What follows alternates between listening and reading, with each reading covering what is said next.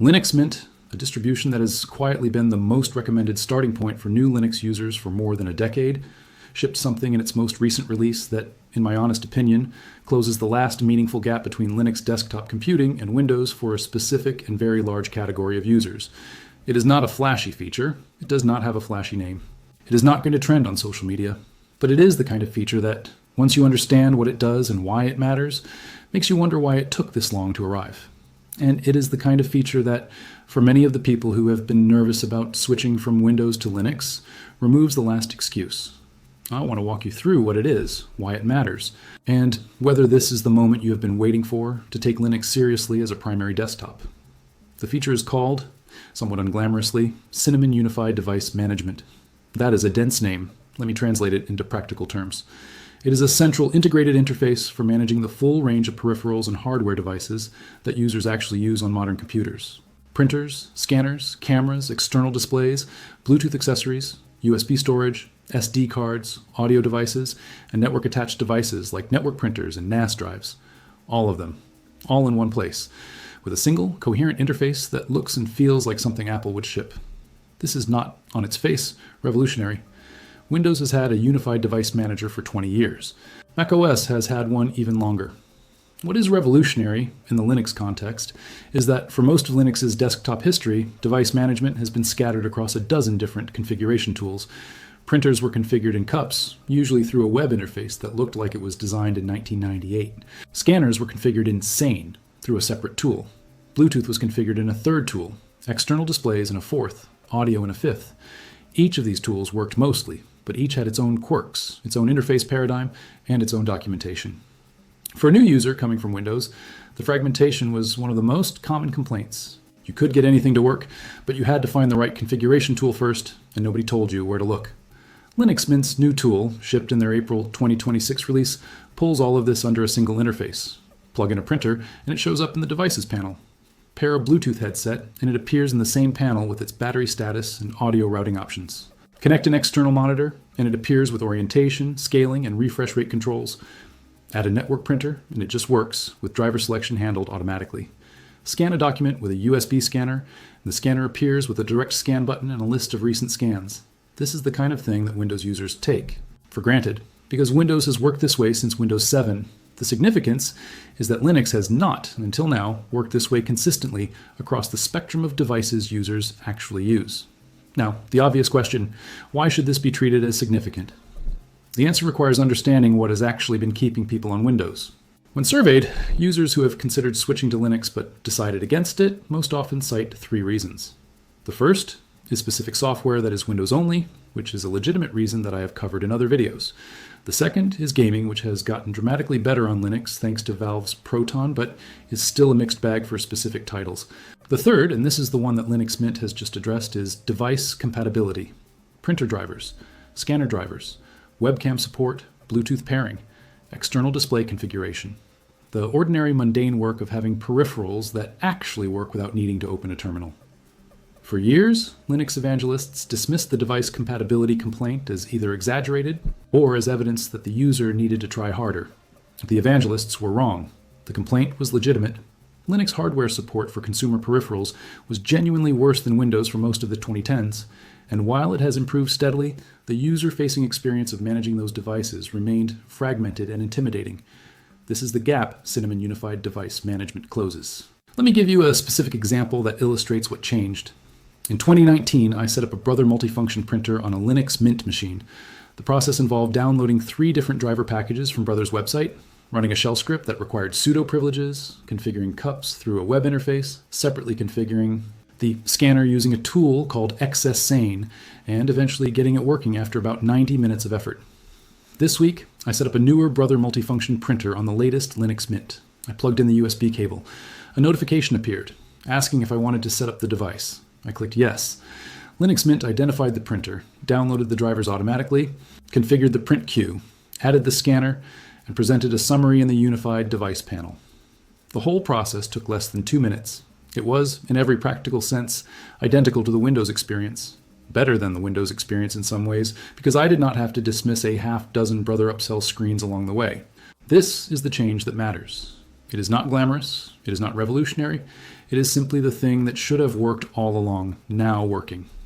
Let me zoom out from the feature itself to the broader context, because I think there's something instructive happening in the Linux desktop world that is worth naming. For most of the last 20 years, Linux desktop development was dominated by developers building tools for themselves. That is not a criticism. That is how open source works. Developers solve their own problems. The result, historically, was a desktop environment that was excellent for power users who knew what they wanted and understood how to configure it, and less excellent for casual users who wanted things to just work. Starting around 2020, something shifted. The developers behind projects like Linux Mint, Ubuntu's GNOME Desktop, Elementary OS, and the KDE Plasma Desktop began to take usability for non-technical users seriously as a design goal, not in a lip service way, in a deeply considered way, with user testing, with design reviews, with a willingness to make decisions that power users objected to because those decisions made the defaults better for the majority. The Linux Mint team has been at the forefront of this shift. Their design philosophy has consistently been that Linux should be usable by someone who does not know what Linux is, without sacrificing the power and flexibility that makes Linux worth using for the people who do know. Cinnamon, the desktop environment Mint develops, has been refined over more than a decade toward this goal, and the Unified Device Management tool is the latest expression of that philosophy. It is the kind of feature that would have been considered unnecessary by the Linux of 2005. It is essential to the Linux of 2026, and the Mint team recognized that. Now, the honest caveats. This feature is specific to Linux Mint with the Cinnamon desktop environment. If you are running Ubuntu with GNOME, or Fedora, or Pop! OS, or any other distribution, you are not getting this particular tool. Those distributions have their own device management setups, some of which are very good, and some of which are still in the process of catching up. If you are evaluating Linux based on the hardware compatibility experience, you should specifically try Linux Mint, or at least a distribution built around Cinnamon, to see this specific implementation at work. Other distributions may be fine for you, or may have their own strengths, but the integrated device experience I have been describing is most polished on Mint right now. There's also the question of what happens when you plug in truly exotic hardware. Cinnamon Unified Device Management handles the vast majority of consumer peripherals well. It does not perform miracles. If you have a specialty MIDI controller, a professional audio interface, or an industrial peripheral with drivers that exist only for Windows, the new tool will not fix those compatibility gaps. Those are problems of driver availability, not interface design, and they remain as they were. And there is the philosophical question, which I want to address honestly because I hear it regularly. Some people reject the idea of Linux trying to feel like Windows or Mac OS. They argue that Linux should remain proudly different, that users should adapt to Linux rather than the other way around, that the fragmentation was a feature rather than a bug because it exposed the user to the underlying systems and encouraged understanding. I respect that view. It is a coherent position, but I think it is increasingly a minority position, and I think the future of Linux as a significant desktop platform depends on accepting that the majority of potential users do not want to be educated about the underlying systems. They want their computer to work. The Mint team has decided that this is a legitimate goal, and the result is a distribution that a non-technical family member can use without calling you for help every week. Which brings me to the practical recommendation. If you have been curious about Linux, if you have been nervous about making the jump because of the reputation for hardware headaches, this is the moment to try it. Download Linux Mint with the Cinnamon edition from their website. Write it to a USB drive using a tool like Rufus on Windows or Balena Etcher, which is cross-platform. Boot your computer from the USB drive. Linux Mint will run entirely.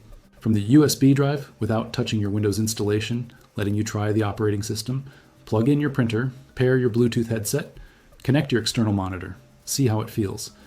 If it works, you have learned something about what is possible. If it does not work, you have lost an hour. Either way, you have more information than you had before. The broader story here is that Linux desktop computing is at a kind of inflection point. The hardware compatibility is there. The performance is there. The application ecosystem is mature for most uses. The specialized software gaps are narrowing. The user-facing polish is finally catching up to the engineering underneath. For the kind of user whose daily workflow is a browser, an Office suite, email, video calls, and light media consumption, Linux is not a compromise anymore. It is, genuinely, a peer alternative to Windows, and in some important respects, a superior one. Whether this is the moment you switch is up to you, but this is, as best I can tell, the moment the last major usability excuse has disappeared. From here, the question is not whether Linux is good enough. The question is whether you're willing to try it. Subscribe if you want the detailed walkthrough of Linux Mint 22 as a Windows replacement, including the specific applications that replace your Windows tools, the settings that make the experience feel most familiar, and the small configuration tweaks that polish the first week. That video is coming next. In the comments, tell me which peripheral or device you are worried about. I read everyone, and if a pattern emerges, I will cover it in a future video.